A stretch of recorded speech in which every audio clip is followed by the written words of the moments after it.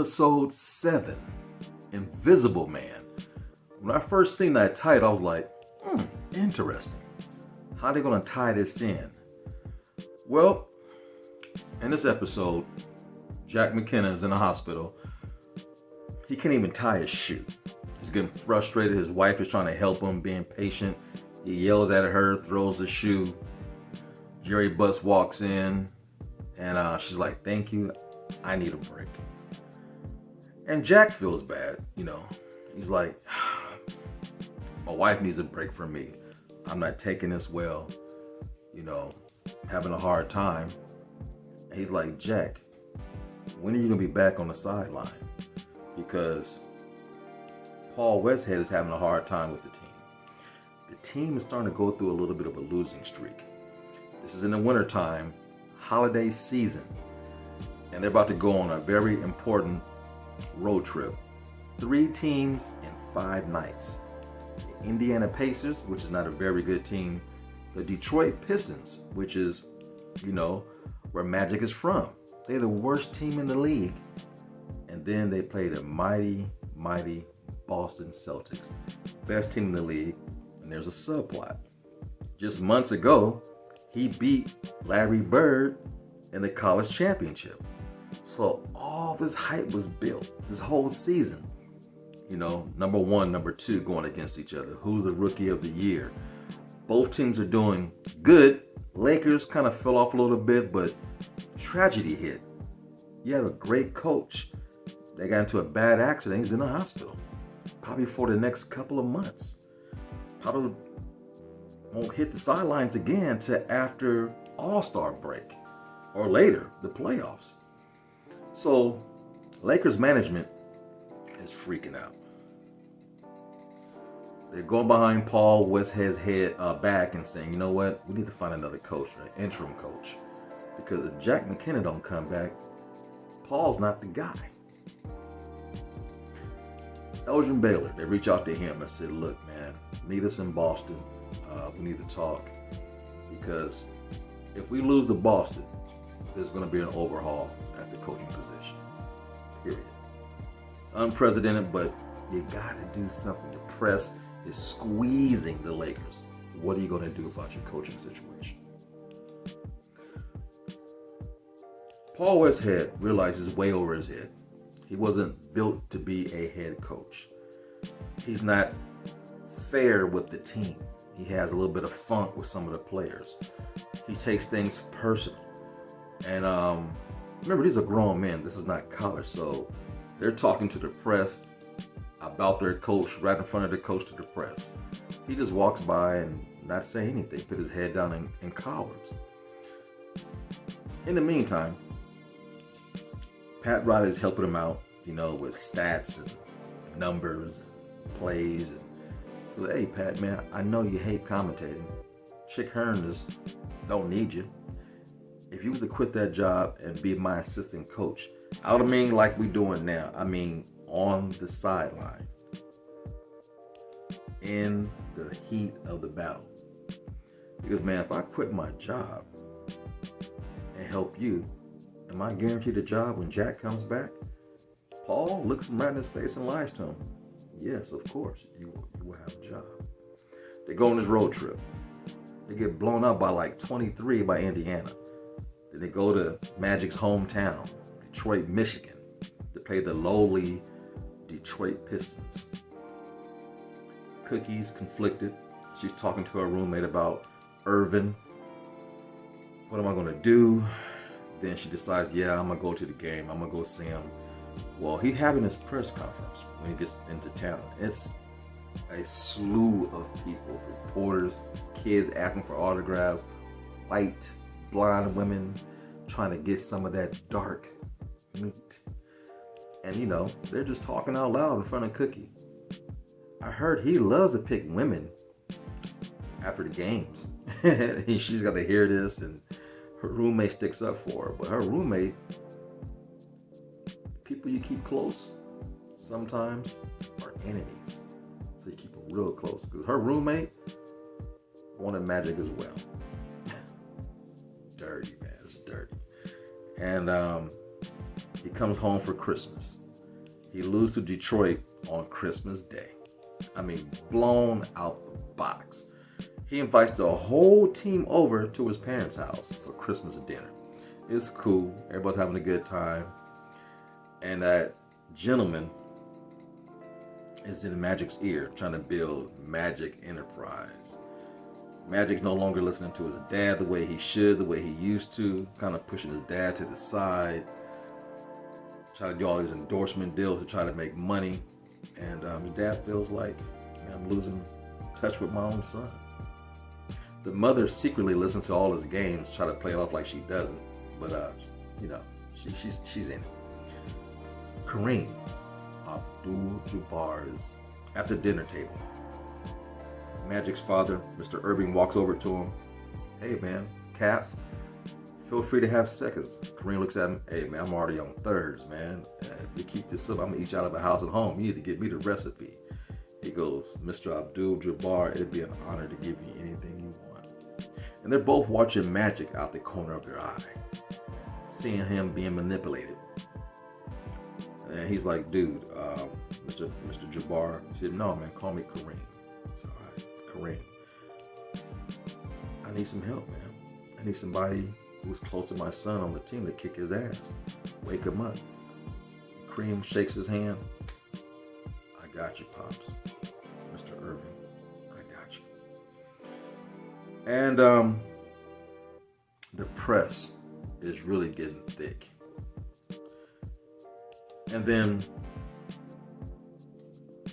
the owner of the team, Mr. Jerry Buss, goes to visit his coach in the hospital. See, the episode opened up by him talking about life using Monopoly as an example. He grabs this game of Monopoly, takes it to the hospital. Jack versus Jack playing Monopoly. And Jack told him, look, man, I never lose, I'm gonna whoop your ass. Jerry Buss is like, look, I'm gonna win. And they play a game of Monopoly, right? You don't know what happens till later on. But Jack McKenna whooped Jerry Buss's ass at Monopoly. Whooped that ass. It was a humbling experience. He's not used to losing, especially at Monopoly. And it made him think, this man can't even tie his own shoe. Can barely get out of bed. But mind is sharp when it comes to basketball. It got him thinking. And Jack told him, look, man, I know Paul's not the guy. If he beat Boston, reconsider. Well, it's not looking good. He already lost to two bad teams on the road. Boston is next. He said, how can I spoil their New Year's? You gotta beat Boston. Dude, I remember growing up, man, it was always white versus black. That's how the NBA painted the two teams against each other. LA, sunshine, sandy beaches, blondes. Boston, cold, ugly, worn down city, racist, talk crazy to you, throw snow at the bus. They're just a different breed of people. It really wasn't racial. It's just because the Boston Celtics had black players on their team, but it felt that way, The game was nip and tuck. Boston was very brutal. They were using their body and really pushing their weight around. The Lakers were kind of like, finesse, trying to go around the picks and stuff like that. But the game was nip and tuck and started getting out of reach in the second half. And Pat Riley's like, dude, you did me dirty, Paul. You lied to me. You're not a good coach. But if you think you are a good coach, you need to take control of the team. They had an incident at the hotel where they got into a little scuffle. He threw his ass in the shower and put cold water on him. Made him basically beg for his life. He says, man, look, be a coach. Pat Riley is a really smart dude with his philosophies and stuff. And Pat Riley noticed that the referees were not making accurate calls. It looked like there was cheating. You would think they was on Boston's payroll by the way the game was going. He goes, man, do something, Paul. Get out there and fight for your team. Paul's like all wide-eyed and lost. So Pat Riley runs out there and cusses out the ref, gets a technical. Then Paul wants to get up there and yell, and Pat Riley gets in his face. Dude, become a coach and lead these men. Pat Riley yells some more obscenities to the referee. Boom, gets thrown out the game. And looks at Paul. Do what you have to do. And for the first time all year, Paul came into his own. They used to call him Professor Paul because, he used to be a teacher of literature at the college. And he pulls the team together and he just says, look, guys, say fuck Boston. They said, oh, okay, fuck. We said, say it again, fuck Boston. Say it again, fuck Boston. And he looked like he was rejuvenated. For the first time all year on the sideline, he looked like a coach. And the team fed off that energy and went out there. The game was a 1-point game. Boston was up 1 with 14 seconds left. Magic has the ball in his hand. Time is ticking. 10, 9, 8, 7, 6. Boston's playing impeccable defense. Magic can't penetrate. He makes a move with the ball. Cooper cuts. He passes the ball to Michael Cooper. He throws up this prayer of a layup. And it goes in as the buzzer sound. And the Lakers win on the road by 1 point. And it silenced the whole arena. Because Kareem Abdul-Jabbar in the locker room pulled Magic aside and said, look, man, I know we're different. I fight racism a different way. You smile and shuck and jive, but I know you feel a certain way. That's just the way you deal with it. And Magic gets emotional because, look, man, if you want to prove something to yourself and to the people that you care about, whoop Larry Bird's ass in his house. Become the invisible man. Make that place silent. And Magic, for the first time, really got to understand Cap, what his philosophy was as a Muslim. That's exactly what happened. Larry Bird was angry, cussing, walking off the court, no sportsmanship, and Magic just has that great, gigantic smile and looked around, and the Boston crowd was leaving. Some guys had their head draped over the chair looking dejected. And that was an excellent game. It was an excellent episode, man. This show is absolutely fan-freaking-tastic. Jerry Buss, everybody, the whole Lakers organization, man, was in enemy territory, being tortured by this organization, man. Gave them the crappiest seats, like they were nobodies. But if you win the game, it changes everything.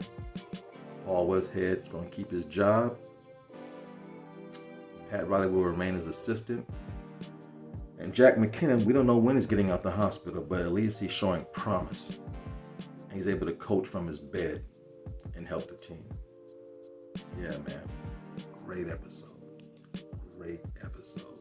Larry versus Magic Johnson for the first time as pros. And Magic Johnson went into the Boston Garden on that parquet floor in front of a national audience and whooped that